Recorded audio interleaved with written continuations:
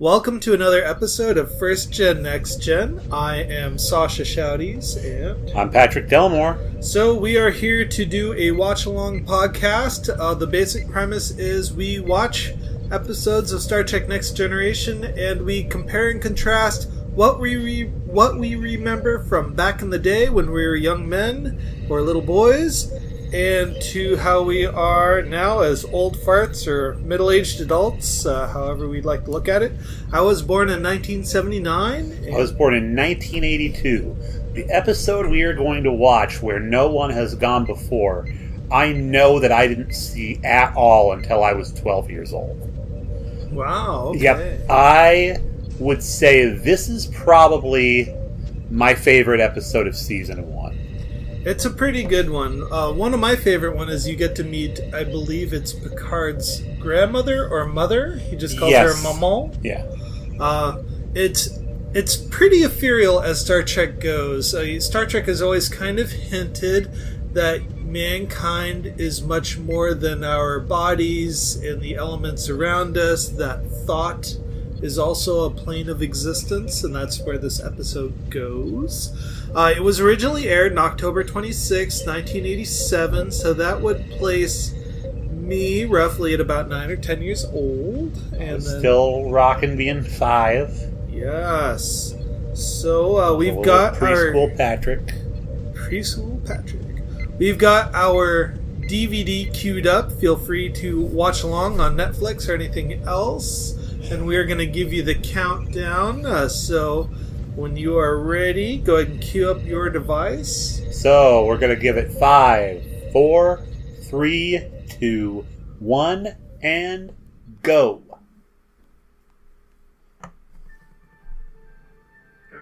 Always cool when there's another Federation ship. The Excelsior. Oh, it's the Fearless. Oh. I almost think they borrowed that footage from the first episode, Encounter of Farpoint, because they had a brief encounter with the same class of ship when talking to Admiral McCoy.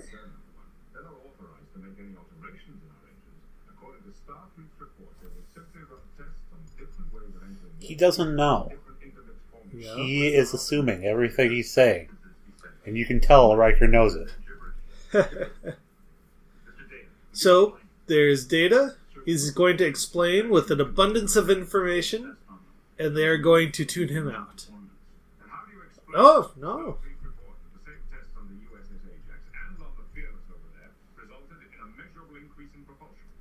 I wouldn't want to serve on the Ajax, because the shields would fail, or they'd buy shields that weren't quite as good as every other one, and it just gets slaughtered in battle.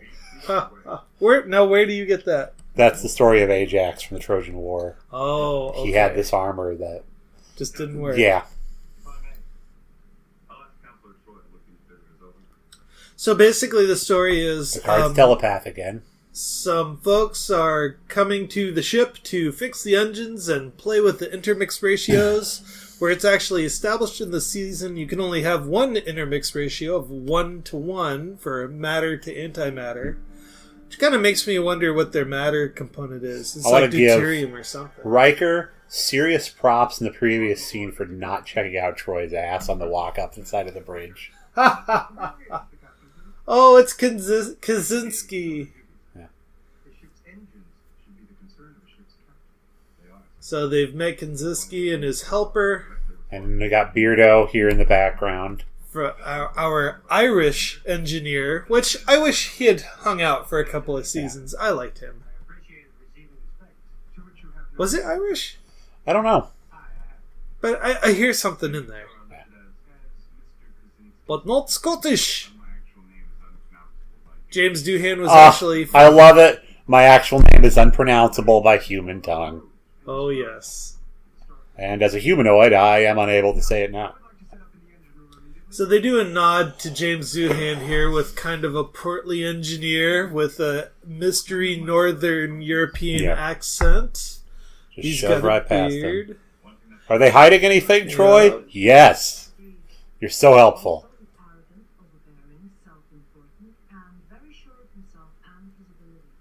Sounds like you.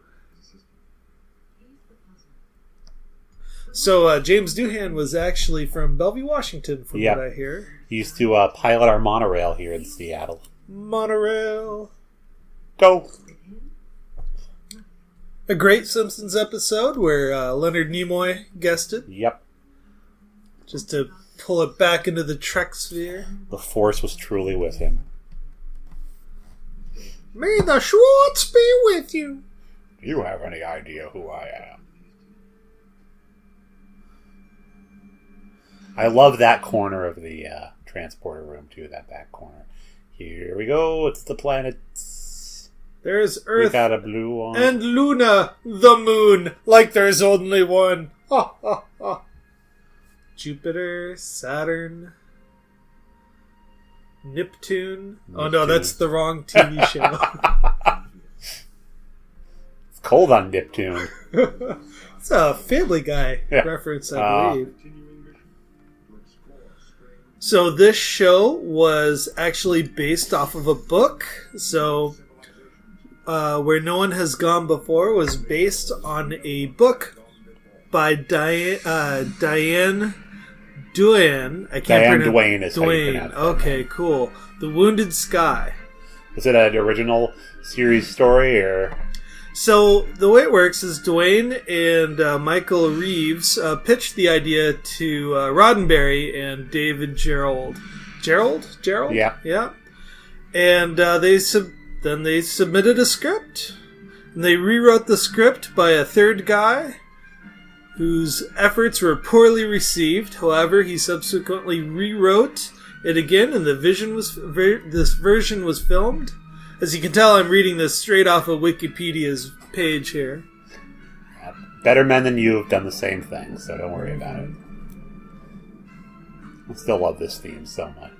It's pretty good. So which came first? This orchestration or the tones in the movies, the Star Trek movies? There's a very similar theme by Jerry Goldsmith in Star Trek The Motion Picture. It's not quite the same as the theme to this, but it was the overture for Star Trek The Motion Picture. I love the horn work in this show. I'm a big fan of horns. I played the trombone poorly. My cousin George, he played the French horn, but then there's also another instrument just called the horn, and that it's frequently used in a lot of television. Huh. Our guest engineer does not have a comm badge. It's kind of weird. He really looks naked without it. There's Wesley Crusher in his salmon-colored sweatshirt. Just remember that pink takes real man to wear pink. Yep. We also call it warrior red because only a warrior can wear it. Though I would love to see Worf in a pink sweater.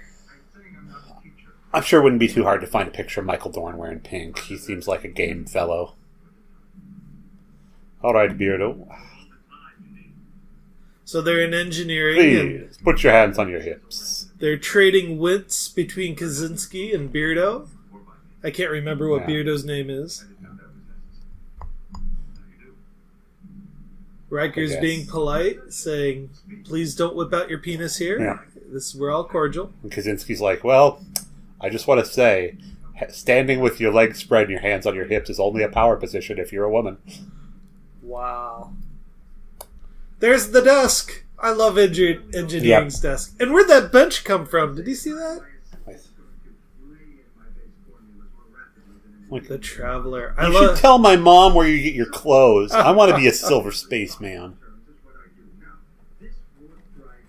I tell you, backlit desks are just terrible. I think they wanted to make the set bright, and they didn't know how to do it yet. My species balds the opposite way. So We Wesley don't do it comb over, we do it comb back. This is a 20th century screensaver.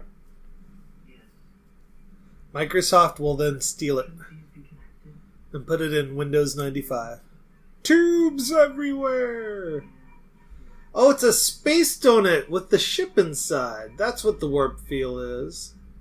Now, originally, the idea of warp is that the ship isn't really moving. It's just bending space around it and propelling along that plane of space bending, if I remember correctly. Well, it would be great if it could actually happen. Because the biggest problem with faster than the speed of light travel is that you leave behind your family, you never see them again. They're old and dead before you return. Ender's Game is probably the most popular series that plays with that idea. You know, I've never seen that. Well, it's the series, not the book specifically. Basically, hundreds of years go by in the series, and Ender remains a kid because he travels in light speed for most of it. So they're still trying to prove whose wiener is larger, Kanziski's or Beardo. And Beardo's doing it. Beardo's doing it again. He's very. And I should specify. It sounds like I'm making fun of it, but yeah, he is literally making feminine power postures. Huh? These are actual things. Now, do you think that was deliberate to the production or the character? I doubt that very much.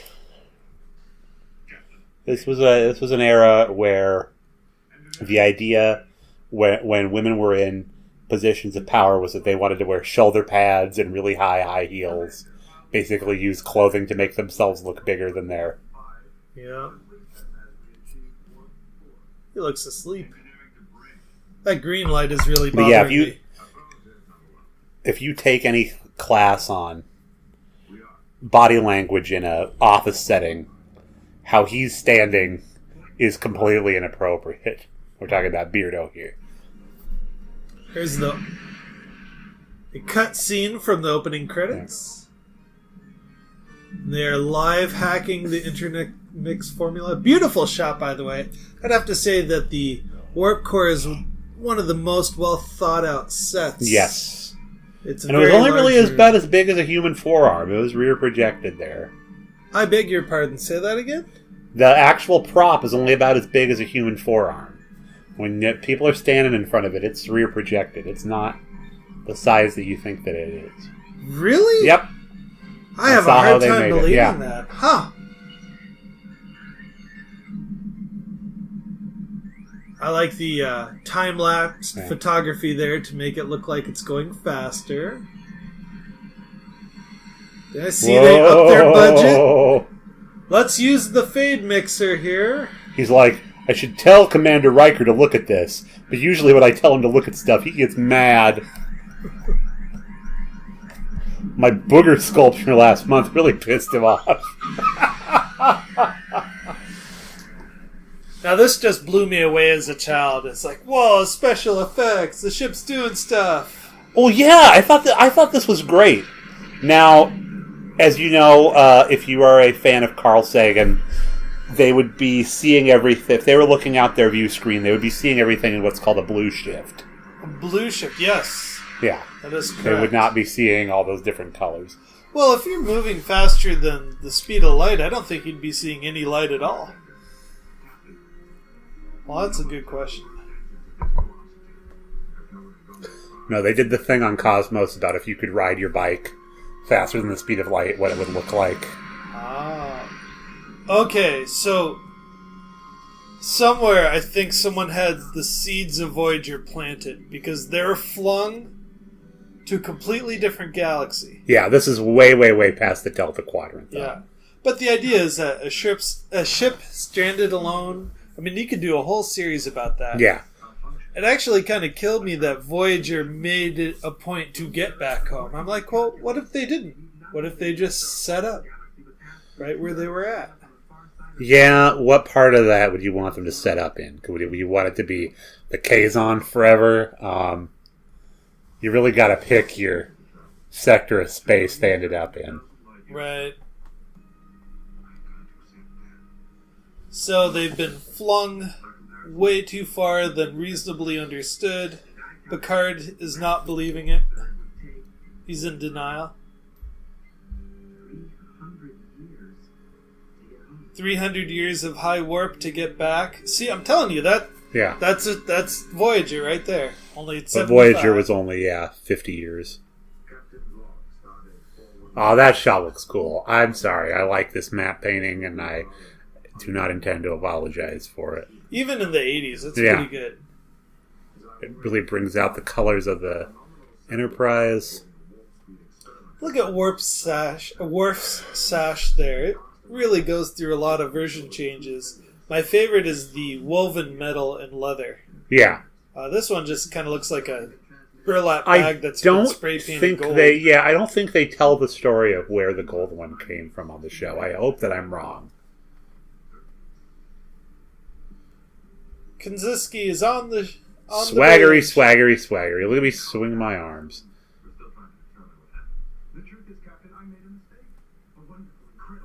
He made a mistake.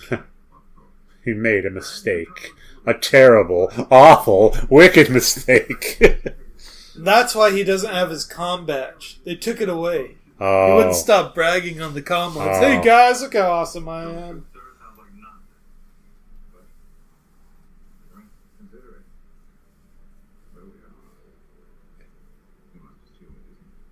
I like the music in these early episodes. The synth music. Sometimes they do it really well. Very tender. I call my mother. She a doctor. She help you. He's not this Stephen Wright voice the Traveler does. Well, space is kind of difficult. One time I thought I was looking up, and it turned out it didn't matter because of my orientation.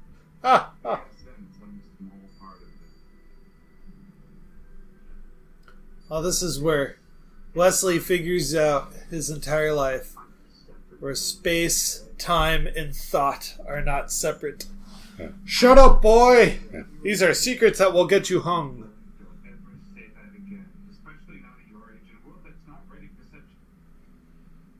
Oh, he almost caresses Wesley. They could go in for a slow kiss there. Yeah. I've always wondered about that when I was a kid, watching actors. I was aware of the proximity of the actors were to each other. It's like, if you wanted to really cheese off your coworkers, just don't brush your teeth for a couple of days and then do a scene.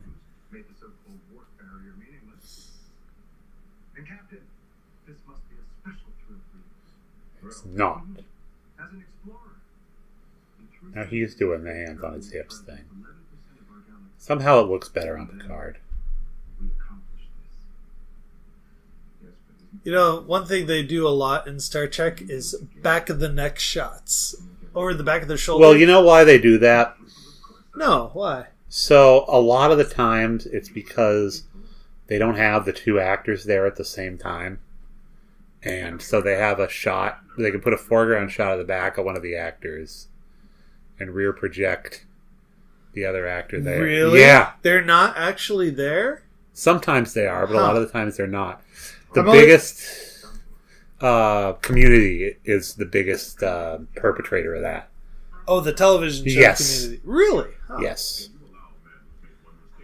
Whenever I see a over-the-shoulder shot like that, I can't help but look at their haircut, because what's the classic question that you get when you go in? Do you want it rounded in the back or square? And I'm like, I don't know. I've never looked. So I think, okay, well, everybody's round today. Oh, no, that one's square. And then you always think that Picard is bald until you see the back of his head. Yeah.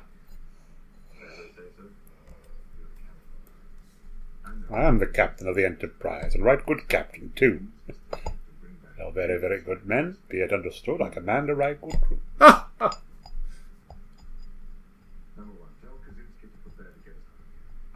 Oh, they've just made the decision. I'm really looking forward to having that conversation. Not to explore and to turn around. And there is Kaczynski just kind of fluffing his feathers and engineering. Tell you what, Beardy.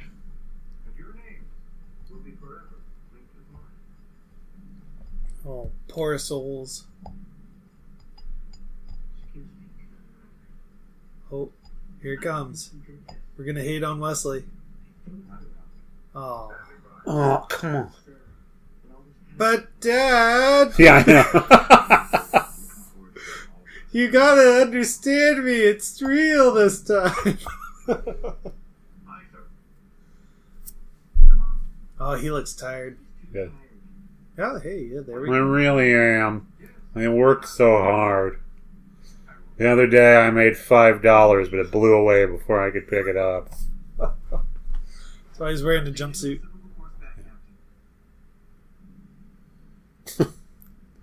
He's just making love to that panel. A man in the striped pajamas. That green light in the behind that scene really bothers me. I don't know I see why. that. I keep on. Maybe it's just because that's the same type of green they use for the Borg.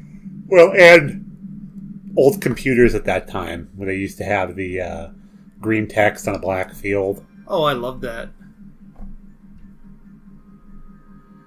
Apple IIgs was in my elementary school, playing the Oregon Trail. Oh, yes.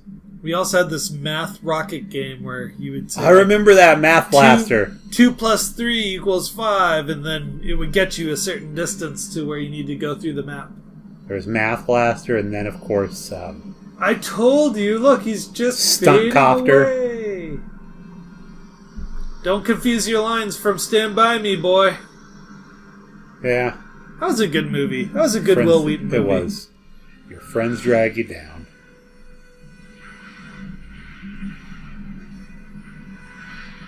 Was Stand By Me after or before Next Gen for Will Right Wheaton? before. Right before?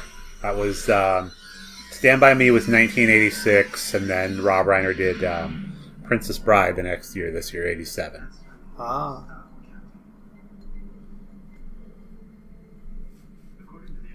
So, things went horribly wrong again, and they don't know where they are.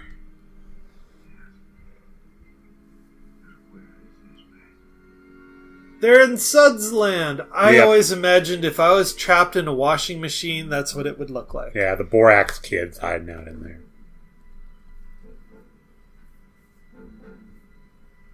Everyone looks confused. Hard stare at the view screen. Are those bubbles or just rotating They are. spheres? They're bubbles. They must have had a lot of fun working those in, Yeah. making that set.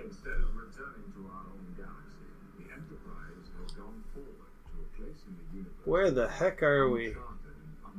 Are we all on a big LSD trip? Hey, someone was Go- using the chair there. Yeah, in the let's go background. out there and see what would happen if we pop those bubbles. Pop, pop, pop. Get your shuttlecraft and a little needle. Pop, pop, pop. It'd be great fun. Okay, this Oh, is yeah. a Worf backstory time. So here's Worf. He's looking at his old puppy from back home, but yet they did not establish where home was. Yeah. So the character Worf was adopted Yeah. and lived on a farming colony for a while before moving to Minsk. So did his Earth parents buy him a Targ? Probably. They might have brought it with him when they got him at the Battle of Kittimer. There we go. We could see a mini-series of Baby Worf on Yep. Kittimer with his pet Targ, and the series ends with the attack. Mm-hmm. Oh, and there's Tasha's rape kitty. I know. That's the one that makes less sense. The reason why I say rape kitty is so Tasha's backstory. Beautiful shot, by the way, with Picard in the Starscape. Yeah. Tasha Everybody was who loves space has had that fear before. They'll open a door and just fall out into. really. I think so. You never have? No. I don't really remember my dreams. Oh. Not very lucid. The ones that I do, the one lucid dream I had, I decided to play video games for 3 hours. Okay, so Tasha, she's having a flashback to being chased as a child in these tunnels by a rape gang. And for some reason, she has her cat with her. Now, not gonna... I just don't understand it. But that is terrifying. I would not want to be in that Yeah. situation.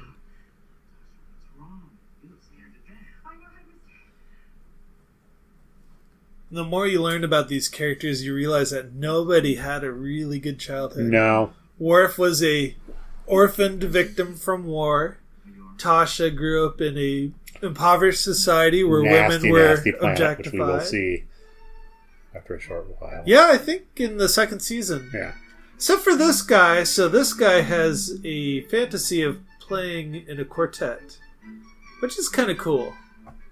In fact, I remember watching this as a kid, and I thought, how neat that they're just kind of breaking the mold and can role play all these really unusual situations. That would be really fun if that was the fantasy you had. It's like, oh my god, I'm really good at violin and can play with all these powdered wig folks. Well, I'm going to tell you about a fantasy that I have, is that I do a lot of driving, and I always think that Benjamin Franklin is in the passenger seat. That's so nerdy. And I have to explain things like traffic lights and security cameras on the road. And my favorite Benjamin Franklin joke is from the Office with the Benjamin Franklin impersonator.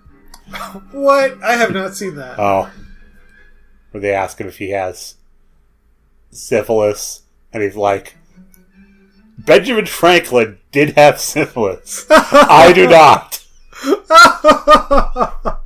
Oh, that's sad. Everybody's hallucinations are dinner for one in a big dining room.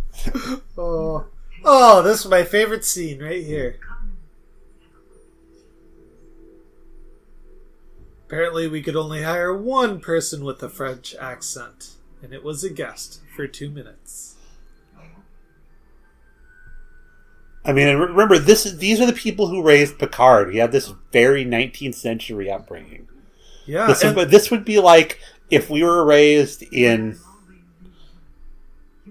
the Middle Ages, essentially. Yeah, that's right. Well, I think, didn't he grow up in a vineyard? Yes, and it was a vineyard that had been run that way since the early 1800s. So that means that vineyard exists now. Yep. We need to go out and find it. The beginning.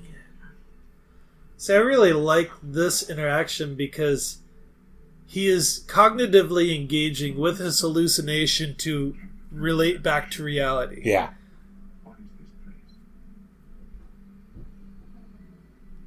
Well, there's Riker. He is talking to no one. And that bothers him. All this foolishness! Flim-flammery! Flim-flam man! Hey, Flim-flam man, where did he use that? I don't know. He was talking about Q. Could have been. Does Riker get a fantasy in this? I can't remember. If you know, write in. Where was Flim-flam man?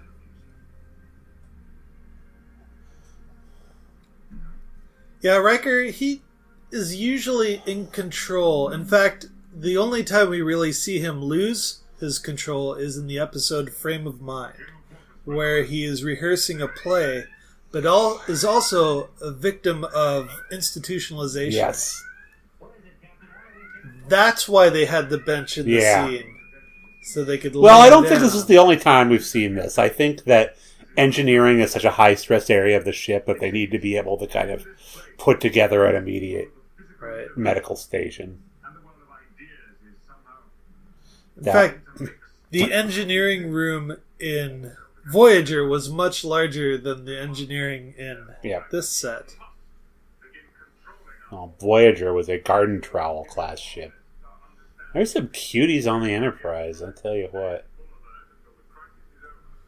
Was a compliment. No dancing!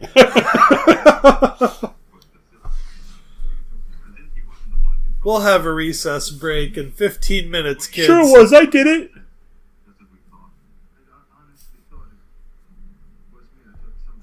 Oh, poor guy. Yeah. Realizing his life's work is a joke, and that he is a joke. And all along he was standing on the shoulders of his helper. The boy. He tried. Hey, wow. Good for Riker. That's a solid. He didn't need to go to bat for him. Well, Riker's got to walk that line of, I'm your friend, but I'm also your boss. Yep. Picard doesn't have to be anybody's friend. He just is a force of nature. In fact, that's the whole point of the second command? First in command? Yes. He's the first officer, but he's second in command. That always confused me. But his job is to be the HR guy. Yeah. Well, Beverly in profile is pretty thin. She's a twiggy lady. The bubbles, the bubbles, the bubbles, the bubbles, the bubbles, the bubbles, the bubbles. The bubbles? The bubbles. The bubbles. Bubbles, the bubbles. And we are in a very dark sick bay. It looks like they only have one light on that set. That's so bizarre. They still have not established the pretty sick bay yet. Here's Wesley. Like, Wesley, get in here. Be salmony and adorable.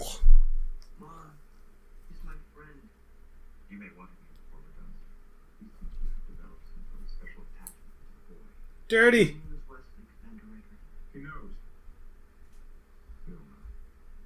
What's his name again? Wesley. Yeah, okay. His mom's just loving this.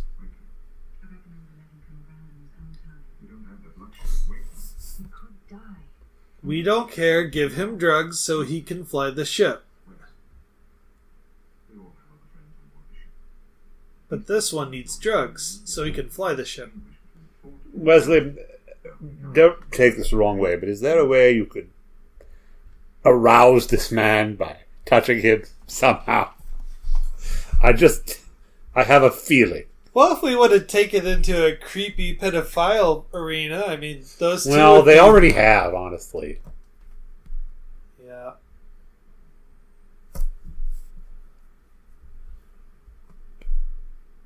Where's the Wesley? boy? You're not the boy.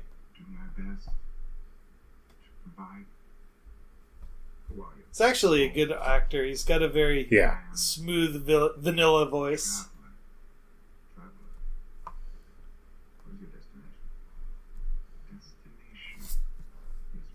So they're talking to the traveler, trying to figure out who he is, where he's going, and he says, No, you don't get it. My life is the journey. That would be kind of cool to live like that. It's like Tosk, but you're not getting hunted. Yeah. I hate to say this, but Voyager also played with this concept of a traveler race, where they very rarely interacted with each other. They just kind of stopped in at XYZ Red Dragon bars. Yeah, I mean, that's what we're led to believe that the humans are, is that, they are explorers reaching every star. They know the way.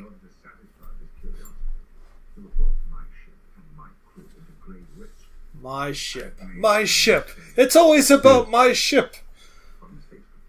That's another line from Q. Yeah. Seize my vessel. You seize my vessel. Don't know which episode it is. But leave me alone with the boy, and he'll debunk the whole thing. We're going to rub out a solution. Yeah, I know, he'll be damn adorable. Damn adorable. Kaczynski, you understand. You were young once. He's got a very interesting rank insignia there. Like it looks more like a clip than a pip. Maybe it is. No clips for him. That actually looks like the top of a Bic lighter someone's peeled off. She's like, come here. You gotta put this in on these days of the show, it might have been. You get a call from the producer about 5 a.m. Hey, Patrick, we got to start filming a little early today. Could you please bring in a couple of extra dead lighters just laying around? Sweep all the garbage out of your ashtray and off the top of your desk, and we'll cobble together something. I would love to be a set guy on a show like this because you can find some gold in thrift shops and junkyards. Oh, yeah. I worked at a recycling center back in the 90s in high school, and people would just drop off all sorts of tanked up, stripped down, broken up junk. One of the most interesting things I found was someone had made a decorative, like a like a prop bomb, like something from World War II. It's at about 4 feet high, and I think I had that thing in all the way into college in my dorm room. I knew a guy who made a prop bomb and brought it to class when I was in high school. Luckily, it was right on the edge of Columbine and definitely pre 9/11. So all that he had to do was like disassemble it and prove it wasn't a bomb and not put it back together. Lucky guy. Yeah, no kidding. Nowadays, they lock you down for having a freaking pocket knife. Well, I guess we were the last generation to truly have fun, I guess. Oh, yeah, we're watching a TV show. Yep. It was a boring scene. This scene has really gone on for way too long. So, basically, the scene is 2 scenes. The first part of the scene, they're talking about, I'm the traveler, and here's what I do. And now they're basically talking about Wesley and how sexy he is. I mean, what potential he has to get out of that sweater and into something a little bit more comfortable. Yeah, you too could wear a onesie, Wesley. Was that the off hypo spray or the stay awake hypo? It must have been the stay awake hypo spray. Facts that fit. How cool. Fits that fact. Fact finder. The Fix It Fact? Yeah.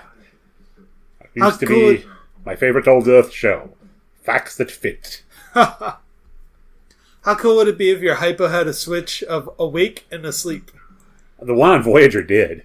What? Yeah, I mean, it was basically a magic hypo. Oh, you would just tink, tink, tink, tink on the top, and then psh. Those biobeds are so freaking cool. Yeah. Back when this was airing, every now and then they would kind of do like a behind-the-scenes show, or they would do an expose into science fiction in general, and they would usually bring in Star Trek and how the technologies in Star Trek, elements of the show's concept design could be seen in modern-day communication, like the cell phones or satellite communication, or the myriad of medical imaging devices that we have. Oh my god, they're still talking. Yeah. I remember this being a great episode, and so much of this has been dedicated to this guy lying down and people talking to him in hushed voices. This is kind of like in Star Wars where Luke goes into the swamp and discovers himself. Yeah, but there's actually stuff going on. And there's a puppet in there, too. Yeah. I mean, there's no puppet here. There's just a guy with some weird forehead stuff.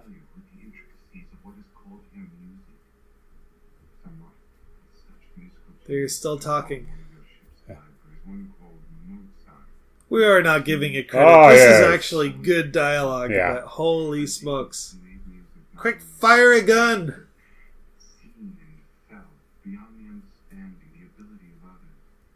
I agree with that, by the way, about Mozart. Explain. That created things that were seen and felt beyond the ability of others. Well, I think he was a synesthete, wasn't he? The ability to see colors and other stimuli from the music? I don't know. Well, a lot of people believe that we are more than just the physical space around us, so we are responding to and manipulating energy patterns around us, and this is very much where the episode is going. So your mind is... Can you imagine how terrifying fire would actually be to these people? Because the existence they live, they might not have ever actually seen real flames in their life. In Star Trek? Yeah, think about that. I don't know. At this level of technology, you could go your whole life without actually seeing an open flame. You might know what fire looks like from a holodeck or something. It's no more than a chemical reaction. Yeah. But it would still be scary, the idea that like something could burn you and that you wouldn't have the ability to control it. I mean, fear of fire in a world where you almost never see fire would be pretty terrifying. Yeah. The cool part is that he was able to put the fire out with his mind.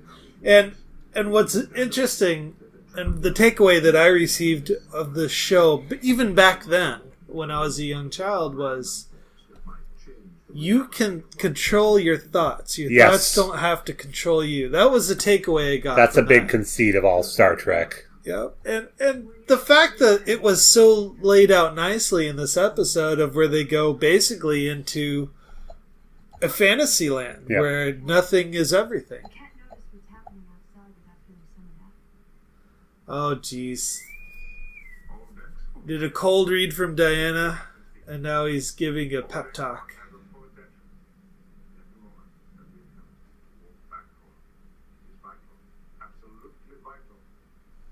And sucked in by Picard's speech here. Focus on your chop. There's, Oh, look at that. There's a man in a onesie. I love it. That was Roddenberry's idea? I think so, yeah. I like it. I like gender fluid clothing. It's a lot of fun.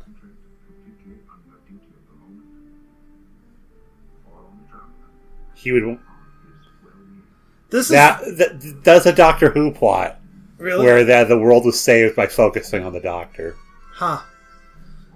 Well, really, this is the closest to prayer that Next Yes, Gen ever gets. I agree. Because the Picard just said, focus on your job and only meditate on that, or send all your energy to the Traveler. I mean, that sounds like a prayer to me. Mm-hmm. Star Trek is so conflicted about religion and spirituality because it plays on a lot of those components without really calling it out. Yeah.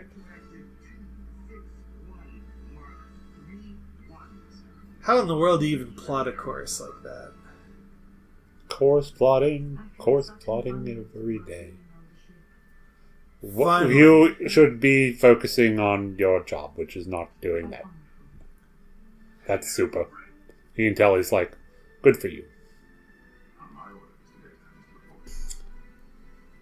Oh, he's got the finger hover over the go button.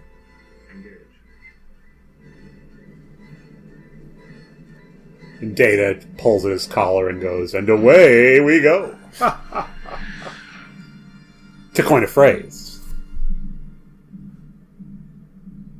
I always like the heartbeat of the ship. Yeah. That was ingenious, whoever came up with that.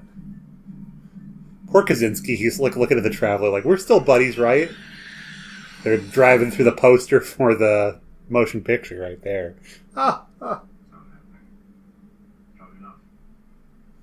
Are you sure you pressed it out enough, Mr. LaForge? Oh, this is where they gotta ask Wesley to jump in, I think. Yeah. Oh, the boy gets to help. That's one thing that always surprised me about this show is that everybody gets a chance to be the hero. Like, if it weren't for that one guy in that one position. But don't you think... You've seen Let the Right One In, right? You have to refresh my memory. So this is the movie about a vampire that has an assistant who's now grown old, can't really help her, and so she finds this boy who gets really interested, and he is now going to be her assistant and grow old. Okay. And it feels like that's kind of Kaczynski with the Traveler. Huh. Is that the Traveler thought he was a prodigy, and then he met Wesley and figured out, no, this is the level at which I want to interact. There we go. So Kaczynski's kind of left out in the cold here. He probably was close to the best Starfleet ever had to offer. Too bad for him. Yeah. But yeah, very interesting. The Traveler disappeared, by the way, after Wesley held his hand. They did a final goodbye to that sunset, sunrise relationship. No E.T. moment. I mean, he didn't tell Wesley to be good. I mean, he gave Picard a be good speech. Yeah. Spoiler alert, we do see the Traveler and Wesley again. I'm really happy that they did that, too. That was the best way to memorialize those two characters. Yep. It all gets undone in Star Trek Nemesis, but yeah, it was... Oh, no, you're going to have to help us out there. I don't remember. So, no, I mean, this is kind of a spoiler if you're watching the show along with us. The Traveler is going to take Wesley out of existence, basically. Ah, okay. He goes on kind of a vision quest, and the Traveler removes him from the universe. But Riker's wedding is important enough for Wesley to come back. So he comes back. Oh yeah, as a server, I believe. No, he's just there at the wedding. Oh, I thought he did a cameo as one of the helpers. Was just a guest. So Picard is very uncomfortable. Yep. Oh, this is where Wesley gets promoted. Yeah. From boy to seaman. Wait a minute. Deckhand? Ensign is the rank that he's about to be given. How about Cobble Monkey? Yeah. Which is in the Navy, that's the rank that you enter with, is Ensign. Oh, really? Yes. Oh, okay. Not crewman, huh? I believe when you're in the Naval Academy, you're an ensign. Oh, cool. I could be totally wrong. Oh, Picard is looking at the ceiling, which means I'm talking to the computer.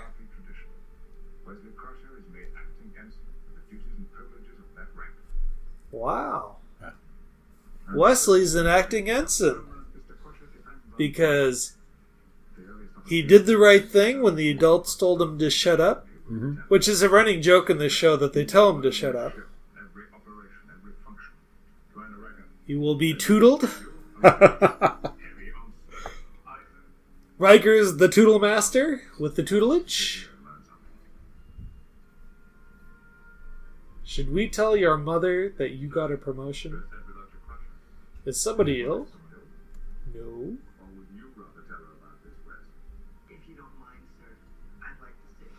Gee whiz, Mom, guess what? I get to work on the bridge! Yay! And she's calling Picard like, you should have talked to me. No, actually an alien told me not to. So let me ask you this. This is a good episode. Yeah. I really enjoyed it. I love the whole fantasy is reality, mind control part. Well, not mind control, but your mind influences your reality. And that meant a lot to me as a child. So the bigger thing is that they just promoted Wesley to an acting ensign. So did they just come up with an opportunity for Wesley to perform as an adult so he could get the ensign rank? No, I think Picard did that because the Traveler told him he needed to do something. Okay. Well, I'm just thinking of advancing him from child to member of the crew. So, anyway, there we go. That's the end of the episode. Thank you very much for joining us. This has been a lot of fun. If you'd like to contact us, you can find us on Facebook, Next Generation's First Generation Podcast. On iTunes, you can find us at Next Generation's First Generation, and our email address is nextgenfirstgenpod@gmail.com. Again, that's nextgenfirstgenpod@gmail.com.